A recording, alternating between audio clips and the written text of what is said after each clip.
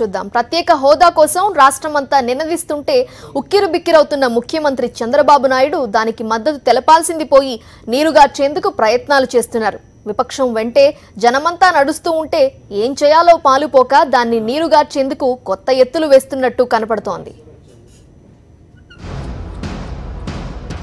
హోదాపై కొత్త కుట్రలకు తెరలేపిన చంద్రబాబు ఉద్యమాన్ని పక్కదారి పట్టించేందుకు రోజుకో ఎత్తుగడ. త్వరలో 2 కమిటీల ఏర్పాటుకు ప్రయత్నాలు. కమిటీలకు పూర్తి సహకారం అందిస్తామన్న చంద్రబాబు. చంద్రబాబు ప్రకటనపై సర్వత్రా అనుమానాలు. ప్రత్యేక హోదాను ఏనాడూ పట్టించుకుని చంద్రబాబు ఇప్పుడు ఉద్యమం ఉధృతమవడంతో కొత్త కుట్రలకు తెరలేపుతున్నారు. అఖిలపక్షం పేరిట ఇప్పటికే ఓ డ్రామా నడిపించిన బాబు దాని కొనసాగింపుగా త్వరలో 2 కమిటీలు వేస్తారనే ప్రచారం జరుగుతోంది. 2 సార్లు అఖిలపక్షం ఏర్పాటు చేసిన ముఖ్యమైన పార్టీలు హాజరు కాకపోవడంతో చంద్రబాబు దిక్కుతోచని స్థితిలో పడిపోయారు. తాను హోదాను కోరుకుంటున్నట్లు కలరింగిచ్చే ప్రయత్నం చేస్తూనే కేంద్రంపైకి నెపం నెట్టడం, ప్రత్యేక హోదా ఉద్యమాన్ని బలహీనం చేయడమే లక్ష్యంగా ముందుకు వెళుతున్నట్లు కనిపిస్తోంది. కొత్తగా ఏర్పాటు చేయబోయే కమిటీల్లో తన కనుసన్నల్లో ఉండేవారిని నియమించి హోదా కోసం తాను పోరాడుతున్నట్లు చెప్పుకోవాలన్నది చంద్రబాబు లక్ష్యమని ప్రచారం జరుగుతోంది. హోదా కోసం వైఎస్ఆర్సీపీ ఎంపీలు రాజీనామాలు చేయడం, ఆమరణ దీక్షకు దిగడంతో ఉద్యమాన్ని నీరుగార్చేందుకు చంద్రబాబు రకరకాల ప్రయత్నాలు చేస్తున్నారు. ఇప్పటికే టీడీపీ ఎంపీలు ఢిల్లీలో రోజుకో వేషం వేసి డ్రామాలు చేస్తే ఇప్పుడు కమిటీల పేరుతో చంద్రబాబు మరో డ్రామాకు స్కెచ్ రెడీ చేసినట్లు కనిపిస్తోంది. కమిటీల ఏర్పాటు ఆలోచనపై సర్వత్రా విమర్శలు వస్తున్నాయి. కమిటీల ఏర్పాటులో చంద్రబాబు తన స్వార్థం చూసుకుంటున్నారనే మాటలు వినిపిస్తున్నాయి. హోదా కోసం 4 ఏళ్లు ఏమీ చేయకపోవడంతో ఇప్పుడు ఏదో చేస్తున్నామని చెప్పుకునేందుకు ఇదంతా అని టీడీపీ నేతలే చర్చించుకుంటున్నారు. తన అవినీతిపై కేంద్రం ఎక్కడ విచారణ జరిపిస్తుందోనని భయపడుతున్న చంద్రబాబు కొత్త కమిటీల ద్వారా మోదీపై విమర్శలు చేయిస్తూ పబ్బం గడుపుకోవాలని చూస్తున్నారని విశ్లేషకులు అంటున్నారు. స్వామినాయుడు, కరెస్పాండెంట్, విజయవాడ. బస్సు యాత్ర చేస్తామంటూ హడావిడి చేసిన టీడీపీ ఎంపీలకు సన్ స్ట్రోక్ తగిలింది. ఎండల్లో తాము ఓళ్ల వెంట తిరగలేమని చేతులెత్తేస్తున్నారు. ఎండాకాలమని నెపాన్ని ప్రకృతి మీద నెట్టేస్తున్నా అసలు విషయం వేరే ఉందని టీడీపీలోనే గుసగుసలు వినిపిస్తున్నాయి. టీడీపీ ఎంపీల బస్సు యాత్ర వాయిదా. బస్సు యాత్రకు సుముఖంగా లేని ఎంపీలు, ఎండాకాలంలో కష్టమంటున్న ఎంపీలు, ప్రజల నుంచి వ్యతిరేకత వస్తుందనే భయంతోనే వాయిదా అని ప్రచారం. ఢిల్లీ నుంచి వచ్చిన వెంటనే బస్సు యాత్ర అంటే ఎలా అన్న జేపీ. పార్లమెంటు సమావేశాలు ముగిసిన వెంటనే ఏపీలోని 13 జిల్లాల్లో బస్సు యాత్ర చేపడతామని చెప్పిన టీడీపీ ఎంపీలు ఇప్పుడు దాగుడు మూతలు ఆడుతున్నారు. 1-2 రోజుల్లో యాత్రకు అంతా సిద్ధమని CM Chandrababu Naidu route map కూడా సిద్ధం చేస్తున్నారని మీడియాకు లీకులు కూడా వచ్చాయి. కానీ ఇప్పుడు ఈ ఎండల్లో ఎక్కడ బస్సు ప్రయాణం చేస్తామని టీడీపీ ఎంపీలు నిట్టూర్చుతున్నారట. బస్సు ఎక్కము అని చెప్తుండడంతో ఎంపీలతో జరగాల్సిన సమావేశాన్ని చంద్రబాబు నాయుడు వాయిదా వేసుకున్నారు. బస్సు యాత్రకు బదులుగా మరొకటేదో చేయాలనే ఆలోచనలో టీడీపీ నాయకత్వం ఉన్నట్లు తెలుస్తోంది. పార్లమెంటు సమావేశాలు జరుగుతున్న సమయంలోనే ఎంపీలు రాష్ట్ర వ్యాప్తంగా పర్యటించి 3 ప్రాంతాల్లో చంద్రబాబుతో బహిరంగ సభలు పెట్టాలని నిర్ణయించారు. ఎంపీల యాత్ర ద్వారా రాష్ట్రానికి జరిగిన అన్యాయాన్ని ప్రజలకు వివరించాలని భావించారు. 25 పార్లమెంటు నియోజకవర్గాల్లో తిరగాలంటే సుమారు 2 నెలల సమయం పడుతుందని, ఇప్పుడున్న పరిస్థితుల్లో తమ వ్యాపారాలు మానుకొని ఎండల్లో తిరగలేమని ఎంపీలు చంద్రబాబుకు వివరించారట. యాత్రపై ఎంపీ జేసీని ప్రశ్నిస్తే యాత్ర తర్వాత చేస్తామని, ఢిల్లీ నుంచి వచ్చిన వెంటనే బస్సు యాత్ర అంటే ఎలా అని తిరిగి మీడియానే ఎదురు ప్రశ్నించారు. ఎవరు చెప్పారు? చేస్తాము, అన్ని వంటలు చేస్తారమే. అబ్బా ఆ ఊరు నుంచి హైదరాబాద్ నుంచి ఢిల్లీ నుంచి ఇప్పుడు వస్తాడు, అప్పుడే బస్సు ఎక్కబెట్ట పెళ్ళ పిల్లలు బాగు చూడద్దామే. బస్సు యాత్ర వాయిదాకు ఎంపీలు చెప్తున్న కారణమేది. కానీ వాయిదాకు అసలు కారణం వేరే ఉందని టీడీపీ నాయకులు గుసగుసలాడుకుంటున్నారు. విపక్ష ఎంపీలు తమ పదవులకు రాజీనామా చేసి ప్రాణాలు పణంగా పెట్టి ప్రత్యేక హోదా కోసం ఆమరణ నిరాహార దీక్ష చేస్తున్నారు. ఇలాంటి సమయంలో తమ పదవులు వేడకుండా బస్సు యాత్రని జనంలోకి వెళితే తీవ్ర వ్యతిరేకత వస్తుందనే భయం ఎంపీల్లో కనిపిస్తోంది. జనం ఎక్కడికెక్కడ నిలదీస్తారనే భయంతోనే ఎంపీలు బస్సు యాత్రకు వెనకాడుతున్నట్లు తెలుస్తోంది. ఇప్పటికే ఢిల్లీలో వేసిన డ్రామాలపై తీవ్ర విమర్శలు రావడంతో ఇప్పుడు జనం ముందుకు వెళ్లేందుకు జంకుతున్న పరిస్థితి. బస్సు యాత్రకు బదులుగా ఏదో నామకే వాస్తేగా తమ నియోజకవర్గాల్లో నిరసన కార్యక్రమాలు చేపట్టి చేతులు దులుపుకోవాలని టీడీపీ ఎంపీలు భావిస్తున్నారట. Swaminaidu, principal correspondent, Vijayawada. ఎన్నికలకు గడువు సమీపిస్తున్న కొద్దీ తెలంగాణ అధికార పార్టీ టీఆర్ఎస్ లో రాజకీయాలు వేగంగా మారుతున్నట్టు కనిపిస్తోంది. ప్రభుత్వ వ్యవహారాలతో బిజీగా ఉంటున్న ముఖ్యమంత్రి కేసీఆర్ పార్టీ బాధ్యతలు కాస్త తగ్గించుకునే ప్రయత్నం చేస్తున్నట్టు ప్రచారం జరుగుతోంది. ప్లీనరీలో కీలక నిర్ణయాలు తీసుకోనున్న టీఆర్ఎస్, పార్టీలో మార్పులపై మరింత స్పష్టత, వర్కింగ్ ప్రెసిడెంట్ పదవిపై నిర్ణయం, కేటీఆర్ కు పార్టీ బాధ్యతలు అప్పగిస్తారని ప్రచారం, టీఆర్ఎస్ ఎన్నికల నియమావళిలో మార్పులు, ప్రభుత్వ వ్యవహారాల్లో క్షణం తీరిక లేకుండా ఉండే తెలంగాణ ముఖ్యమంత్రి కేసీఆర్ ఇక పార్టీ వ్యవహారాలపై పూర్తి స్థాయిలో దృష్టి పెట్టాలని నిర్ణయించారు. ఈ నెల 27న టీఆర్ఎస్ ప్లీనరీ జరగనున్న క్రమంలో పార్టీకి సంబంధించిన నిర్ణయాలు తీసుకునేందుకు కేసీఆర్ సిద్ధమవుతున్నారు. తెలంగాణలో టీఆర్ఎస్ అధికారంలోకి వచ్చి 4 ఏళ్లవుతున్నా సంస్థాగతంగా అనేక ఇబ్బందులున్నాయని పార్టీ వర్గాలు అంగీకరిస్తున్నాయి. ఉద్యమ కాలంలో కేవలం ప్రత్యేక రాష్ట్రంపైనే దృష్టి పెట్టిన టీఆర్ఎస్ పార్టీ సంస్థాగత నిర్మాణానికి అంత ప్రాధాన్యం ఇవ్వలేదు. 2014లో అధికారంలోకి వచ్చిన తరువాత ఇతర పార్టీల నుంచి ఎమ్మెల్యేలు, ఎంపీలు, ఇతర ముఖ్య నేతలు టీఆర్ఎస్ లో భారీగా చేరినా క్యాడర్ పరంగా ఇబ్బందులు మాత్రం అలాగే ఉన్నాయి. పార్టీకి కేసీఆర్ పూర్తి స్థాయిలో సమయం కేటాయించడం లేదనే వాదనలు ఉన్నాయి. ప్రభుత్వ వ్యవహారాల్లో కేసీఆర్ బిజీగా ఉంటున్న పరిస్థితుల్లో పార్టీ బాధ్యతలను ఇతరులకు అప్పగించే ఆలోచనలో ఉన్నారని, కేటీఆర్ కు అప్పగిస్తారనే అభిప్రాయాలు వ్యక్తమవుతున్నాయి. మరో ఏడాదిలో ఎన్నికలు జరగనుండడం, జాతీయ రాజకీయాల వైపు వెళతానని కేసీఆర్ ప్రకటించడంతో పార్టీకి వర్కింగ్ ప్రెసిడెంట్ అవసరమనే భావన టీఆర్ఎస్ లో వ్యక్తమవుతోంది. ఈసారి ప్లీనరీలో వర్కింగ్ ప్రెసిడెంట్ విషయంలో స్పష్టత వస్తుందని సీనియర్లు భావిస్తున్నారు. మరోవైపు భవిష్యత్ నేత కేటీఆర్ అనే భావన టీఆర్ఎస్ లో ఇప్పటికే బలంగా ఉంది. ఈ క్రమంలో వర్కింగ్ ప్రెసిడెంట్ పదవిని ఆయన చేపడతారని పార్టీ శ్రేణులు నమ్ముతున్నాయి. ఎన్నికల సమయంలో పార్టీకి కేటీఆర్ పూర్తి సమయం కేటాయించగలరని, పార్టీ పరంగా ఏమైనా ఇబ్బందులుంటే ఆయన చక్కదిద్దుతారని పార్టీ నేతలు భావిస్తున్నారు. గతంలో కూడా ఈ తరహా మాటలు వినిపించాయి. కానీ కేసీఆర్ మాత్రం సైలెంట్ గానే ఉన్నారు. మరి ఈసారి ఎలా స్పందిస్తారో చూడాలి. ఏ నరసింహారావు, ప్రిన్సిపల్ కరెస్పాండెంట్. రాజకీయాల్లో శాశ్వత మిత్రులు, శాశ్వత శత్రువులు ఉండరని నానుడి మరోసారి రుజువైంది. ఇన్నాళ్లు కాంగ్రెస్ ను తిట్టిపోసిన టీడీపీ ఇప్పుడు ఆ పార్టీకి దగ్గరయ్యేందుకు ప్రయత్నిస్తూ ఉండటం ఆశ్చర్యం కలిగిస్తోంది. కర్ణాటక ఎన్నికల్లో బీజేపీని ఓడించాలని పిలుపునివ్వటం తాజా రాజకీయాలకు అద్దం పడుతోంది. ఆంధ్రప్రదేశ్ డిప్యూటీ సీఎం కేఈ కృష్ణమూర్తి చెప్పిన మాటలకు ఖచ్చితంగా చంద్రబాబు నాయుడు ఆమోదం ఉండే ఉంటుంది. కాంగ్రెస్ కు చేరువయ్యేందుకు టీడీపీ చేస్తున్న ప్రయత్నాలపై senior journalist KSR political comment ఇప్పుడు చూద్దాం. రాజకీయాలు ఎలా మారుతాయో చూడండి. ఇంతకాలం కాంగ్రెస్ను దుర్మార్గపు పార్టీ, దుష్టశక్తి అని, ఆంధ్రుల పొట్టగొట్టిందని, అందుకే కాంగ్రెస్ ఆంధ్రప్రదేశ్లో మట్టి కొట్టుకుపోయిందని ముఖ్యమంత్రి చంద్రబాబు నాయుడు, ఇతర తెలుగుదేశం నేతలు పెద్ద ఎత్తున ప్రచారం చేసేవారు. బీజేపీ తాము కలిసి ఏపీని అభివృద్ధి చేసేస్తున్నామని చెప్పేవారు. మోడీ బాబు జోడీ అంటూ కొందరు బీజేపీ నేతలు కూడా పబ్లిసిటీ ఇచ్చేవారు. కానీ ఇప్పుడు రాజకీయాలు మారాయి, కాలం మారింది. తెలుగుదేశం పార్టీ ఇప్పుడు కాంగ్రెస్కు సన్నిహితం అవడానికి ప్రయత్నిస్తున్నట్లుగా జరుగుతున్న పరిణామాలు సూచిస్తున్నాయి. తెలుగుదేశం సీనియర్ నేత, ఉప ముఖ్యమంత్రి కేఈ కృష్ణమూర్తి ఏకంగా కర్ణాటకలో బీజేపీని ఓడించాలని పిలుపిచ్చారు.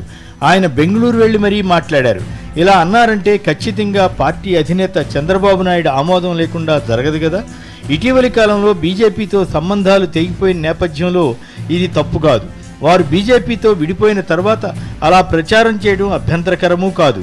కానీ ఇక్కడ ఆసక్తికరమైన అంశం ఏమిటంటే, కర్ణాటకలో బీజేపీని ఓడించండి చెప్పడం ద్వారా అక్కడ అధికారంలో ఉన్న కాంగ్రెస్ను మళ్లీ గెలిపించండి అని చెబుతున్నారన్నమాట. ప్రస్తుత పరిస్థితిలో కర్ణాటకలో కాంగ్రెస్ బీజేపీల మధ్య ప్రధానంగా, లేదంటే జేడీఎస్ కూడా గట్టి పోటీ ఇస్తే ఆ 3 పార్టీలు పోటీ పడవచ్చు. ఇప్పటికైతే పలానా పార్టీకి ఓటు వేయండి అని చెప్పకుండా బీజేపీని ఓడించండి కేఈ అన్నారు. భవిష్యత్తులో అన్నీ కుదిరితే కాంగ్రెస్కి ఓటు వేయండి నేరుగా ప్రచారం కూడా చేయవచ్చు. సోనియా గాంధీని దెయ్యం, ఇటలీ మాఫియా, ఇటలీ పుట్టినరోజున ఏపీని అడ్డగోలుగా విభజించిందని నానా మాటలన్న చంద్రబాబు ఇప్పుడు కాంగ్రెస్ను కాకాపట్టడానికి ప్రయత్నాలు చేస్తున్నారన్న వార్తలు విస్తారంగా వస్తున్నాయి. ఇప్పటికే ఢిల్లీలో జరిగిన ఒక మానవహారంలో కాంగ్రెస్ ప్రముఖులతో టీడీపీ ఎంపీలు పూసుకు రాసుకు తిరగడం, చేతులు కలపడం వంటివి చూశాం. టీడీపీ రాజ్యసభ సభ్యుడు సీఎం రమేష్ అయితే ఏఐసీసీ అధినేత్రి సోనియా గాంధీ పక్కన నిలబడ్డానికి ఎంత తాపత్రయపడింది అర్థమవుతూనే ఉంది. అదే సమయంలో చంద్రబాబు కూడా తన వ్యాఖ్యల్లో తాము సోనియా గాంధీ పక్కన మానవహారంలో నిలబడితే వైఎస్ఆర్ కాంగ్రెస్ ఎంపీలు ఎందుకు నిలబడలేదని ప్రశ్నించేంత వరకు వెళ్లారు. అంతేగాక ఇటీవలి కాలంలో కాంగ్రెస్ పై పెద్దగా విమర్శలు కూడా చేయకుండా జాగ్రత్త పడుతున్నారు. గతంలో కిరణ్ కుమార్ రెడ్డి ప్రభుత్వాన్ని కాపాడడానికి చంద్రబాబు ఏ రకంగా తటస్థ విధానం అవలంబించింది చూశాం. ఇప్పుడు తనపై వచ్చిన అవినీతి ఆరోపణల మీద కేంద్రం లేదా ఏదో రూపంలో విచారణ వస్తే, కేసులు ఎదురైతే జాతీయ పార్టీగా ఉన్న కాంగ్రెస్ అండ ఉంటుందన్న భావనతో చంద్రబాబు లాలూచీ చేస్తున్నారన్నది కొందరి అనుమానం. గతంలో వైఎస్ఆర్ కాంగ్రెస్ అధినేత జగన్పై కేసులు పెట్టడంలో కానీ, ఆయన్ను జైలుకు పంపించడంలో కానీ సోనియా గాంధీ చంద్రబాబు పరస్పరం సహకరించుకున్నారన్న అభిప్రాయం ఉంది. అంతేకాదు కాంగ్రెస్ నేత చిదంబరం వంటి వారితో చంద్రబాబుకు సత్సంబంధాలు ఉన్నాయని అంటారు. అయితే బీజేపీతో కలిసి అధికారంలోకి వచ్చాక సోనియా గాంధీని నానా విధాలుగా చంద్రబాబు దూషించారు. అయినా ఇప్పుడు మళ్ళీ సోనియా గాంధీని చంద్రబాబు ప్రసన్నం చేసుకుని కాంగ్రెస్తో కలిసి ప్రయాణం చేస్తారా అన్నది చర్చనీయాంశంగా ఉంది. బీజేపీ నేతల వద్ద ఒక సమాచారం ఉంది. గుజరాత్ ఎన్నికల్లో కాంగ్రెస్ కోసం టీడీపీ నేతలు ఆర్థిక సాయం చేశారన్నది వారి సందేహం. అందులో నిజం ఉందో లేదో తెలియదు. అప్పటికి బీజేపీ టీడీపీల మధ్య సంబంధాలు విచ్ఛిన్నం కాలేదు. కానీ చంద్రబాబు మాత్రం పరోక్షంగా బీజేపీ ఓటమి కోసం ప్రయత్నించారన్న ప్రచారం జరిగింది. దాంతో బీజేపీ అధిష్టానంలో చంద్రబాబు నమ్మదగిన వ్యక్తి కాదు అన్న అభిప్రాయం ఏర్పడిందని అంటారు.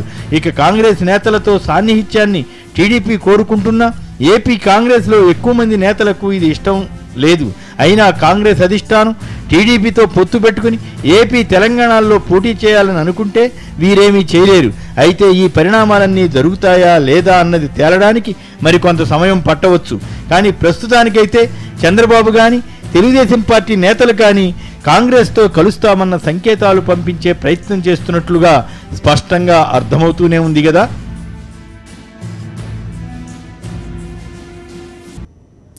ఎమ్మెల్యే కావాలని గ్రేటర్ హైదరాబాద్ మేయర్ బొంతు రామ్మోహన్ భావిస్తున్నారా? ఉప్పల్ నియోజకవర్గం నుండి పోటీ చేసేందుకు ఆసక్తి చూపుతున్నారా? మేయర్ విజ్ఞప్తిని టీఆర్ఎస్ నాయకత్వం పరిగణలోకి తీసుకుంటున్నారా? కీలక అనుచరుడి కోరికను మున్సిపల్ మంత్రి కేటీఆర్ తీర్చుతారా? Greater Hyderabad mayor Bonthu Rammohan MLA కావాలని ఉవ్విళ్లూరుతున్నట్టు కనిపిస్తోంది. ఆయన మేయర్ బాధ్యతలు చేపట్టి 2 ఏళ్లు దాటింది. వచ్చే ఏడాది తెలంగాణ అసెంబ్లీ ఎన్నికలు జరగనున్నాయి. ఈ క్రమంలో హైదరాబాద్ ప్రథమ పౌరుడి పోస్టు కంటే ఎమ్మెల్యేగా పదవి మోర్ పవర్ఫుల్ అనే భావన రామ్మోహన్ లో కనిపిస్తోంది. వాస్తవానికి 24 నియోజకవర్గాలతో కూడిన గ్రేటర్ హైదరాబాద్ మేయర్ చాలా పవర్ఫుల్. అయినప్పటికీ రామ్మోహన్ ఎమ్మెల్యే పదవిపై ఆశపడుతున్న తీరు స్పష్టంగా కనిపిస్తోంది. గ్రేటర్ కార్పొరేషన్లో ఆయన ప్రస్తుతం ఉప్పల్ నియోజకవర్గంలోని చర్లపల్లి డివిజన్ నుంచి ప్రాతినిధ్యం వహిస్తున్నారు.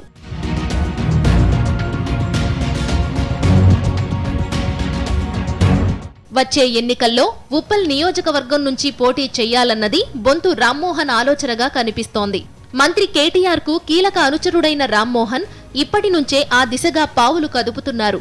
ఉప్పల్ నియోజకవర్గం పరిధిలో తరచూ వివిధ అభివృద్ధి కార్యక్రమాల్లో పాల్గొంటుండడం ఆయన ఆలోచనను తెలియజేస్తోంది. గ్రేటర్ హైదరాబాద్ పరిధిలో 1,00,000 డబుల్ బెడ్రూమ్లు కేటాయిస్తే అందులో 15,000 ఇళ్లు ఉప్పల్ నియోజకవర్గంలోనే నిర్మిస్తున్నారు.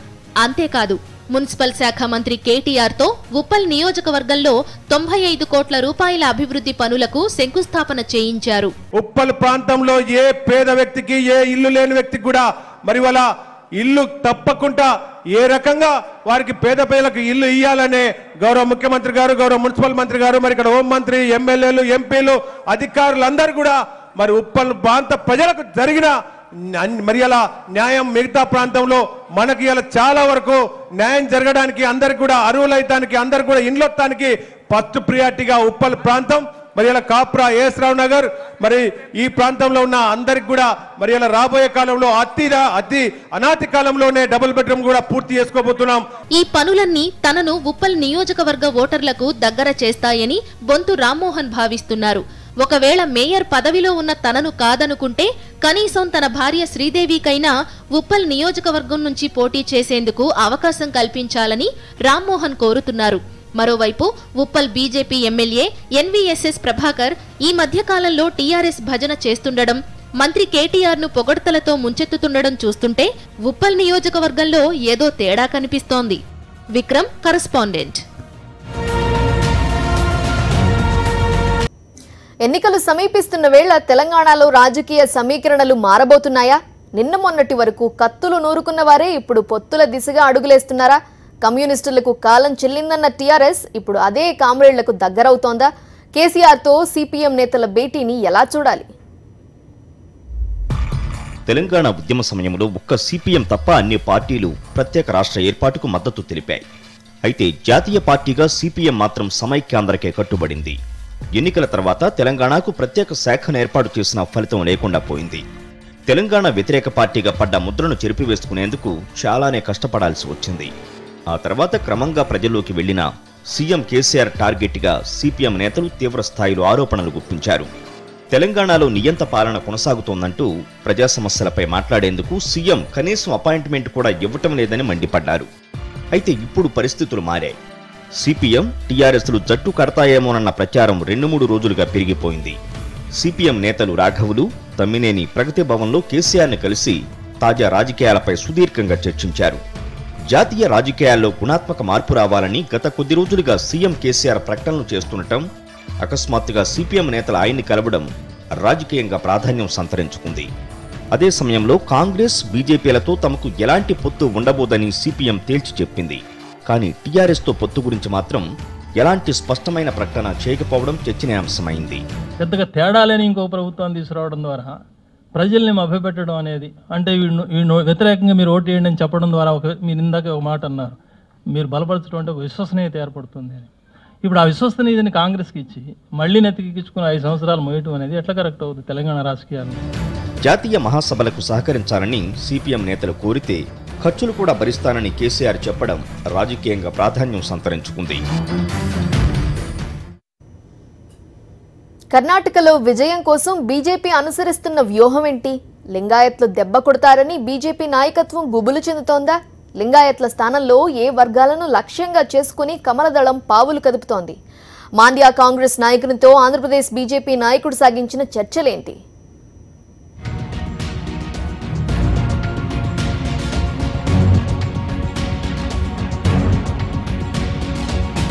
కర్ణాటక అసెంబ్లీ ఎన్నికల్లో విజయం సాధించేందుకు బీజేపీ సర్వశక్తులు ఒడ్డుతోంది. అయితే ఇంతకాలం గట్టి మద్దతుదారుగా ఉన్న లింగాయత్ల విషయంలో కమలదళం కంగారు పడుతోంది. లింగాయత్లను ప్రత్యేక మతంగా గుర్తిస్తూ సీఎం సిద్ధరామయ్య తీసుకున్న నిర్ణయాన్ని మెజారిటీ లింగాయత్లు గట్టిగా సమర్థిస్తుండడం కమలాన్ని కలవరపాటుకు గురిచేస్తోంది.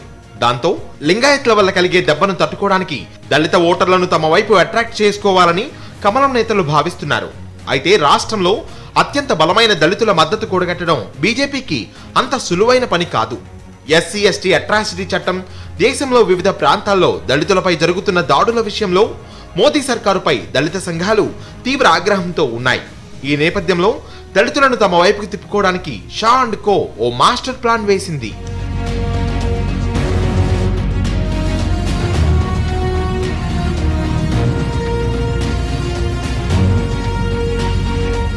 రాష్ట్రంలో మళ్లీ అధికారంలోకి వస్తే దళిత నేతకు డిప్యూటీ సీఎం పదవి ఇస్తాం. రాష్ట్రంలోని 6.5 కోట్ల జనాభాలో దాదాపు 25% ఉన్న దళిత వర్గాన్ని తమ వైపుకు తిప్పుకోవడానికి బీజేపీ వేసిన తాజా ఎత్తుగడ ఇది. ఇందుకోసం బళ్ళారి ఎంపీ దళిత నేత శ్రీరాములను డిప్యూటీ సీఎం అభ్యర్థిగా ప్రకటించాలని కమలదళం ఓ నిర్ణయానికి వచ్చినట్లు సమాచారం. రాష్ట్రంలో ఉన్న 31 ఎస్సీ ఎస్టీ నియోజకవర్గాల్లో శ్రీరాములతో ప్రచారం చేయించి ఆ వర్గాల ఓట్లు కొల్లగొడితే అధికారం కైవసం చేసుకోవడం ఈజీ అవుతుందని కమలం నేతలు భావిస్తున్నారు. ఇందుకు శ్రీరాములు కూడా ఒప్పుకున్నట్లు సమాచారం. దళితుల ఓట్లను దృష్టిలో పెట్టుకుని శ్రీరాములను చిత్రదుర్గ జిల్లా మెలకల్మూరు రిజర్వ్ నియోజకవర్గం నుంచి బరిలోకి దింపారు. ఈ దెబ్బతో అటు వాల్మీకిలు, ఇటు దళితులు తమ వైపే వచ్చేస్తారని కమల నాయకత్వం అంచనా వేసుకుంటోంది.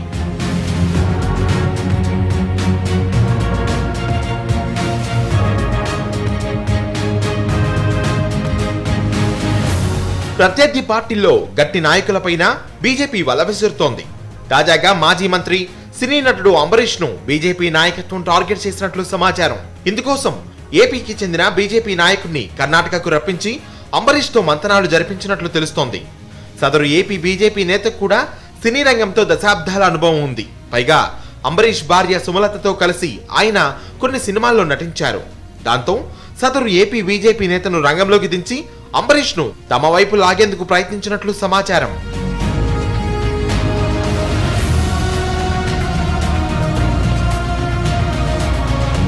ఇదిలా ఉంటే తనకు టికెట్ కావాలంటూ అంబరీష్ ఇంకా కాంగ్రెస్ నాయకత్వానికి దరఖాస్తు చేసుకోలేదు. పైగా మాండ్య నుంచి రమ్య లేదా ఆమె తల్లి రంజిత పోటీ చేస్తారనే ప్రచారం ఊపందుకుంది. ఈ నేపథ్యంలో కాంగ్రెస్ పార్టీ నుంచి అంబరీష్ తప్పుకుంటారని వార్తలు వెలువడుతున్నాయి. ఆయన మాత్రం నర్మగర్భంగా మాట్లాడుతున్నారు. మాండ్య నియోజకవర్గం నుంచి పోటీ చేయాలా వద్దా అనే అంశంపై త్వరలో నిర్ణయం ప్రకటిస్తారంటూ మాట దాటవేస్తున్నారు.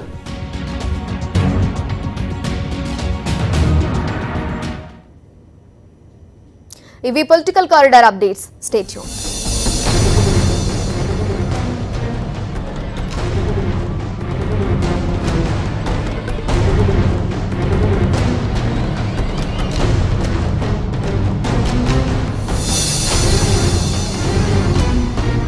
ఈ కార్యక్రమ సహసమర్పణ అర్చికా గోల్డ్ కంపెనీకి రండి. Archika gold company. Archika gold కంపెనీకి రండి. వేరెక్కడైనా కుదువ పెట్టిన మీ బంగారు నగలను విడిపించి ఆ రోజు ఆన్లైన్ రేటుకే కొని డిఫరెన్స్ అమౌంట్ ని మీకే చేస్తారు. Archika gold company.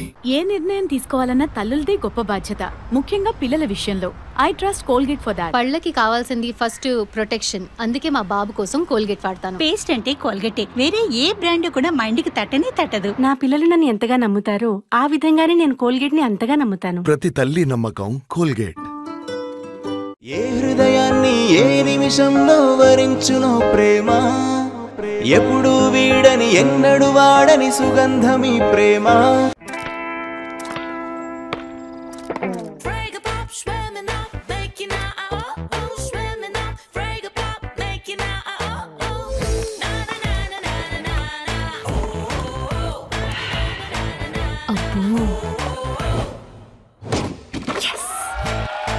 ఎంత స్మూత్ మాత్రమే కాదు, పర్ఫెక్ట్ కూడా. పర్ఫెక్ట్ సిల్క్ 5 వీట్ వెంట్రుకలను తొలగించడమే కాక పట్టు లాంటి మెత్తని చర్మం కోసం 5 ప్రయోజనాలను ఇస్తుంది. Just Veet it. యాడుండర్రా గోపికలో? ఇట్స్ గాట్ సమ్ మోడబుల్ మచ్చా. అంటే ఏందిరా కృష్ణ? ఆడోళ్ళు భలే కఠినాత్ములనరా. చాలు చాలు, ఈ మాత్రం డబ్బులు చాలు.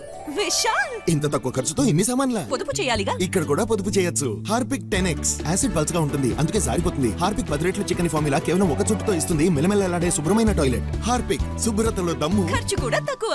దయచేసి వినండి, రాబోతున్న తాజీ ఎక్స్ప్రెస్ ఆలస్యంగా వస్తోంది. కోల్గేట్ మ్యాక్స్ ఫ్రెష్ లో వినూత్నమైన కూలింగ్ క్రిస్టల్స్ ఉన్నాయి. ఇవి తెస్తాయి తాజాదనం వెల్లువ.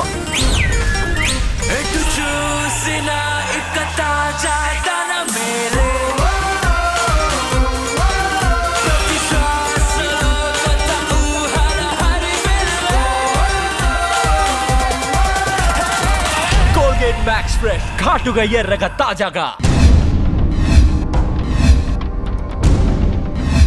అగ్రి ఆస్తుల కొనుగోలు నుండి తప్పుకున్న జీ.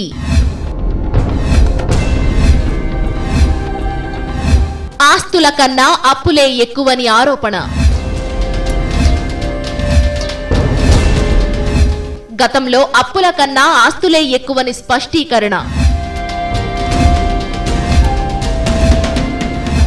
వేల కోట్ల ఆస్తులను పాలకపక్షం దక్కించుకుందని విమర్శలు. దర్యాప్తు జరిపితే దొంగలు దొరుకుతారన్న విపక్షాలు. అగ్రి పరీక్ష మ్యాగజైన్ స్టోరీ రాత్రి 9:30 తిరిగి ఉదయం 9:30